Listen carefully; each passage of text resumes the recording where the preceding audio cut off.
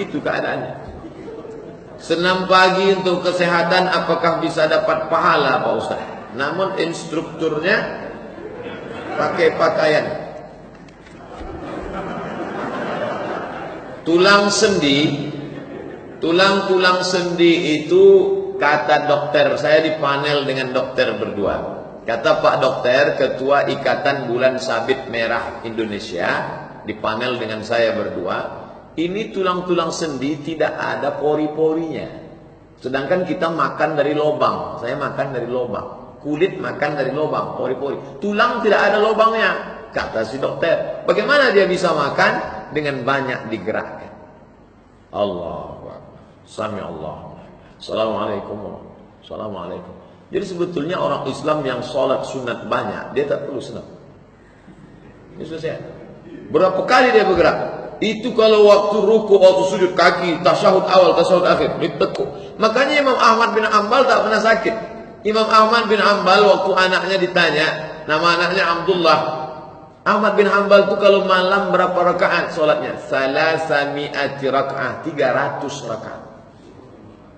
Berapa kali dia tegak, ruku, sujud. Tapi niatnya jangan usolli sunat tahajud lispot lillahi ta'ala. Bahwa badan kita sehat ada terkandung sport olahraga, itu bonus. Itu bonusnya dari Allah. Dibawalah pejuang GAM, Gerakan Aceh Merdeka, almarhum Abuya Daud Bereh, dalam usia 80 tahun. Setelah damai Indonesia dengan GAM, dibawa dia ke Aceh, dibawa dia ke London untuk diperiksa. Diperiksa semua organ tubuhnya, otaknya, jantungnya, buah pinggangnya, paru-parunya sehat. Dan semua di dalam itu seperti anak umur 20 tahun. Dokter-dokter di Inggris itu bingung. Tapi bedanya dengan dokter kita. Dokter kita selalu nanya. Dia kalau bingung nanya. Orang Inggris bukan sih nanya. Dia tak nanya, dia diam aja. Malam mereka pasang CCTV di kamar. Apa yang dilakukan makhluk unik ini? Casingnya 80, signalnya 20. Baru mereka bisa menjawab. Waktu malam itu dia sholat tahajud banyak sekali. Habis isya dia tidur. Tidur paling berkualitas habis isya. Jam 1 dia bangun. Bersih, berwudu. Sujud, tekuk. Semua sehat walafiat.